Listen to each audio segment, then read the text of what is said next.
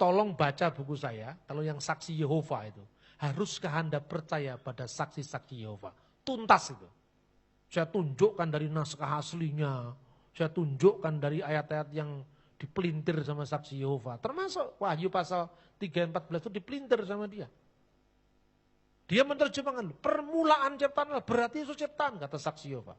Saya tulis di buku saya, haruskah Anda percaya pada saksi-saksi Yehova? Itu karena reaksi terhadap tulisan mereka. Haruskah Anda percaya pada Allah Tritunggal? Saya jawab, harus bagi yang cerdas. Sing bodoh kaya kowe ora harus, karena kowe ora ngerti. Dia bilang, Pak, Tritunggal itu tidak masuk akal. Bukan tidak masuk akal, tidak masuk di akalmu karena kamu nggak pinter. Marah saya gituin kan orangnya. Dia tanya gini, Bapak buktikan, ini menyinggung kami. Ya, itu kira-kira tahun 2008. Buku ini kan muncul pertama tahun 2008. Buku Saksi Yehova itu munculnya tahun 2008. Mereka saya menelpon ke saya suratikan pertama, nelpon ke saya. Buku Bapak sangat merendahkan organisasi kami. Karena saya katakan bahasanya itu bodoh, kurang cerdas, kurang data itu loh. Selama ini kan orang-orang kesana kan nggak punya bahasa kayak gitu. Saya sampai ditegur salah seorang hamba Tuhan senior, Pak Bambang, apa tidak ada kata yang lebih halus daripada kata goblok Pak? Tidak ada loh Pak, saya sudah cari itu tidak ada. Itu paling tepat itu. Nah, tapi saya nggak berani ngelawan hamba Tuhan yang lebih tua dari saya nggak berani. Cuma saya guyoni saja. Kalau misalnya itu bahasanya santun kan lebih baik Pak. Santun kalau untuk orang lain Pak. Untuk kelompok yang satu ini, spesies yang satu ini. Nggak bisa santun Pak. Spesies yang satu ini. Karena apa? Orang itu kalau merasa tahu, terus Anda katakan sesat, itu nggak mempan. Coba Anda ngomong saksi Yehova itu sesat. Teman saya ini Pak Anton, orangnya di Wagir sana. Orangnya itu memang ya pejabat pemerintah tapi agak kusru. Dia dikunjungi saksi Yehova. Diajak diskusi Alkitab, tapi dia tidak punya bahan. Terus dia ngomong gini, Pak ada Alkitab. Dia marah, ada. Diambilkan Alkitab bahasa Madura. Jadi kalau dikatakan perintah Tuhan yang pertama parentahna Gusti Allah kasetong. Kan nggak bisa dia ngomongnya. Nggak bisa Pak, ya sudah punya saya cuma itu katanya. Pulang, pikirannya udah selesai dia. Nggak beberapa lama ini dia datang bawa temennya. Bawain Alkitab. Ini kalau Bapak nggak punya bahasa Indonesia ini Pak, saya kasih Alkitab. Waduh, pusing saya Pak. Terus gimana? Datang lagi. Saya lagi siram-siram air. Pura-pura saya enggak tahu, saya semprot mukanya katanya. Malah keluar ayat itu semprot mukanya itu. Ingatlah ketika dunia menolak kamu. Dia terlebih dahulu telah menolak aku. Coba angel kan? Itu karena apa? Dia merasa tahu Anda ladeni kasar enggak bisa. Dengan kesalahan enggak bisa. Anda katakan kamu sesat. Kamu sesat.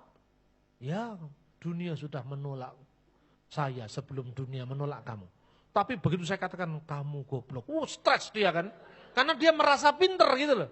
Itu terapi penyembuhan. Orang sakit pikiran itu cara penyembuhan kayak orang ayan gitu. Saksi Yehova itu kan ayan rohani. Orang ayan itu kalau dilus-lus begini nggak sembuh-sembuh, malah mati. Tapi kalau dibentak sembuh dia ternyata. Dicadarkan kamu ini salah. Tuh dia membantah saya. Begini ceritanya. Menurut Bapak Yesus itu siapa? Yesus itu ya Tuhan, Yesus itu ya Allah. Karena kalau nyanyi kan, Yesus Tuhan dan Allah kami ya. Our Lord and our God. Yesus itu our Lord Pak, it's no problem, nggak masalah, kami percaya, oke? Kalau Allah, nggak ada ayatnya Pak, di mana ayatnya? Mana ada, akulah Allah, sembahlah aku, nggak ada. Ya memang tidak ada. Wong orang Yahudi itu nyebut nama Tuhan aja nggak boleh. Dia menyebut dengan sandi atau samaran, apalagi ngomong vulgar itu enggak mungkin, enggak cocok dengan kebudayaannya. Ya kan? Sama dengan Anda ngomong kepada orang Jawa. Orang Jawa apalagi keraton Solo, pangkatnya Kanjeng Pangeran.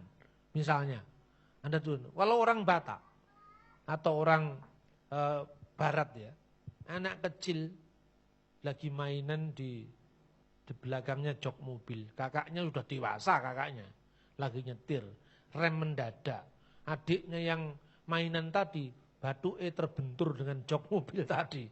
Dia bilang apa? What happened John? Saya duduk di sampingnya. Oh ini kalau adik saya tak ketak ini. Katanya apa? Masa jambal karo kakaknya? Apalagi dengan bapak. Coba Anda sekarang jambal kepada bapakmu. Ya kan?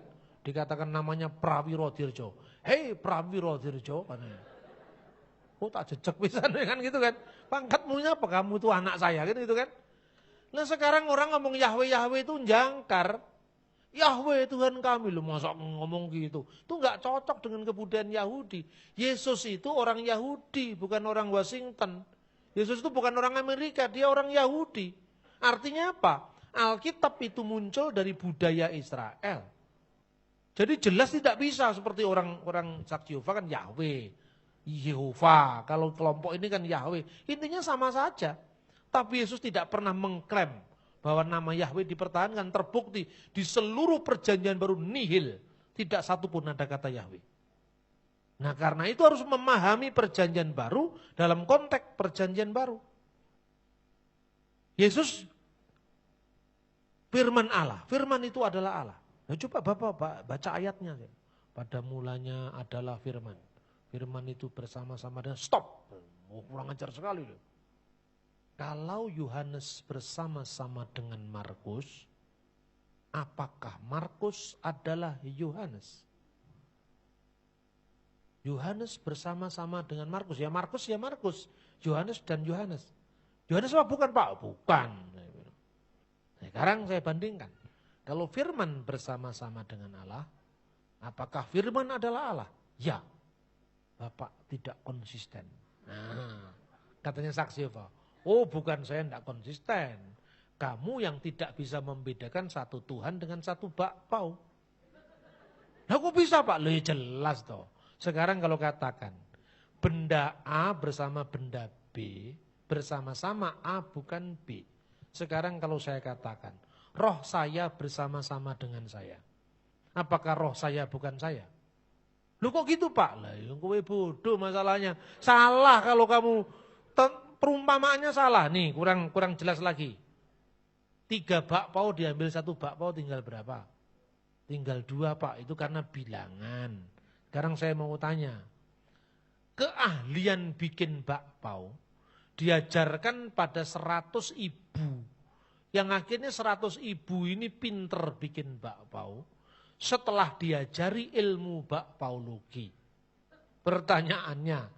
Setelah ilmumu diajarkan pada 100 ibu, apakah ilmumu berkurang 100? Tidak Pak, kenapa kok tidak berkurang? Karena ilmu itu bukan sesuatu yang bersifat fisik. Kan gitu kan? Yohanes bersama-sama dengan Markus. Ya Yohanes jelas bukan Markus. Karena gundulnya Yohanes, gundulnya Markus, endasmu itu kan terpisah satu sama lain. Benar apa tidak? Ini logikanya tidak jalan gitu loh. Saya berikan contoh sekarang. Innallaha ma'asobirin, kata saudara muslim. Allah beserta dengan orang-orang yang sabar. Hitung berapa jumlah orang yang sabar di kota Malang. Oh banyak Pak, 5.000, 10.000. Itu berarti di 10.000 tempat yang berbeda, pada jam saat yang sama, Tuhan yang satu bersama dengan 10.000 orang di 10.000 tempat yang berbeda-beda. Opo Gusti Allah jadi 10.000. Loh enggak Pak, tidak ada mustahil bagi Allah. Lambimu yang ngomong. Kalau tadi Tritunggal kamu ngomong katanya enggak masuk akal. Sekarang ini enggak ada mustahil bagi Allah. Otakmu itu enggak cerdas, harus dibenerin itu cara berpikirnya. Saya bilang begitu. Bener apa tidak? Kalau Anda berdoa, Bapa kami yang di surga. Surga itu alamatnya mana? Kata orang Buddha. Ya kan? Kenapa kita melihat ke atas, menengadah ke atas? Apa surga itu ada di atas? Di mata Tuhan tidak atas, tidak ada bawah. Tuhan itu melampaui ruang, waktu, dan keterbatasan kita. Kalau Tuhan hadir di sini, sekaligus bisa hadir di sana.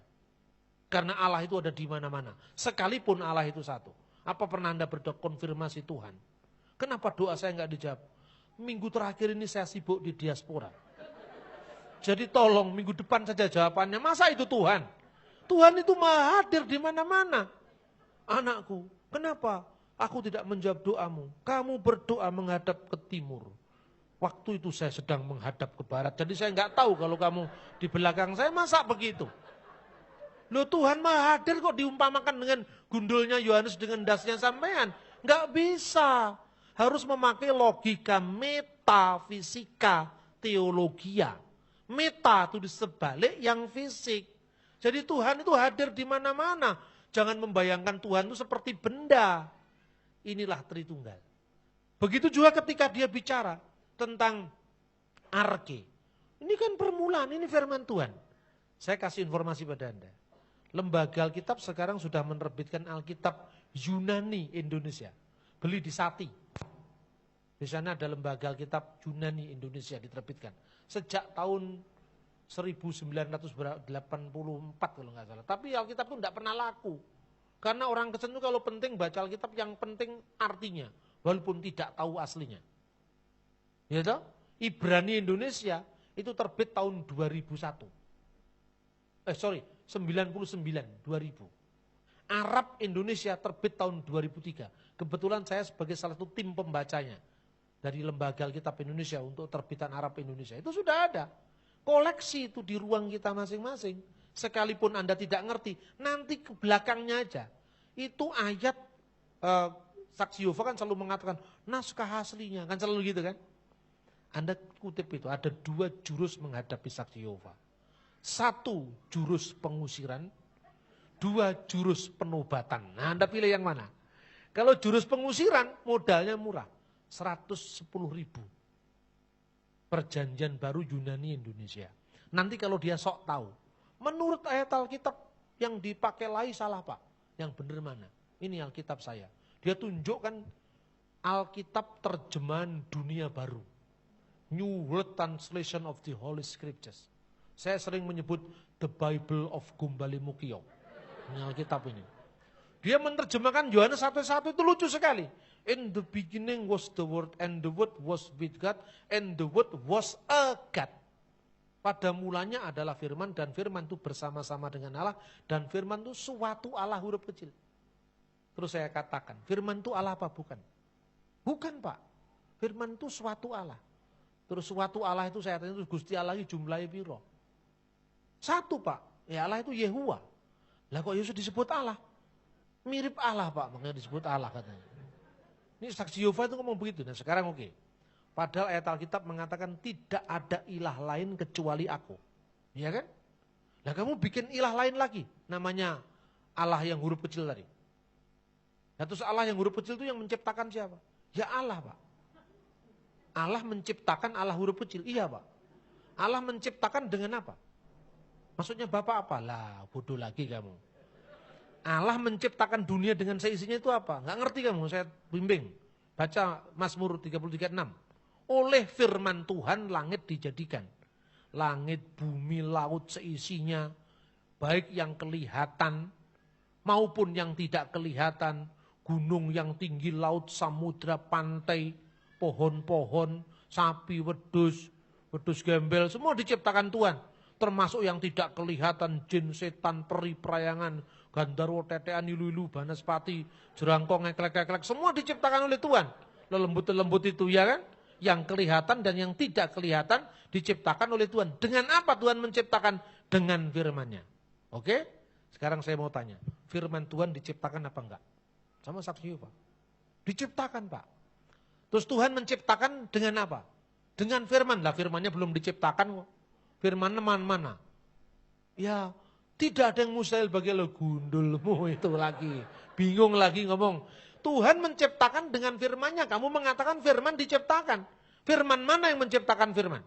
Saya bentak orangnya. Loh Bapak jangan marah. Kamu jangan bodoh terus.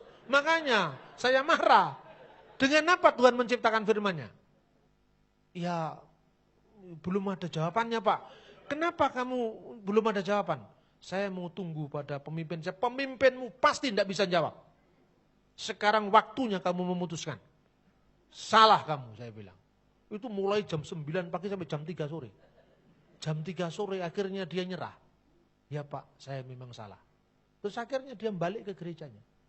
Saya kalau pelayanan itu model-model gitu, mau dia katakan kasar biar saja. Memang orang kayak gini butuh itu terapi penyembuhan, itu kan bukan kasar, terapi penyembuhan. Setelah itu saya minta maaf saya kemarin kasar-kasar. Karena dia sebenarnya teman dari teman saya. Tapi tolong ya, saya katakan tegas itu bukan berarti tidak mengasihi. Saya mengasihi setiap orang. Ibarat orang mau masuk ke dalam jurang. Kalau saya rangkuh dengan keras begini bukan berarti saya tidak mengasihi. Supaya kamu tidak jatuh. Ini yang dikatakan merebut orang dari jalan yang salah. Firman Tuhan tegas mengatakan hal itu. Karena itu kalau lihat firman jangan dilihat harafiahnya huruf demi huruf. Tapi lihat konteksnya apa. Gitu loh. Saudara-saudara muslim kadang-kadang juga gitu. Sok tahu juga. Tapi kalau ngadepi mereka saya nggak sekasar saksi Yehova. Ngadepi mereka harus halus. Karena apa? Mereka backingnya di belakang itu banyak. Kalau jadi isu jadi masalah.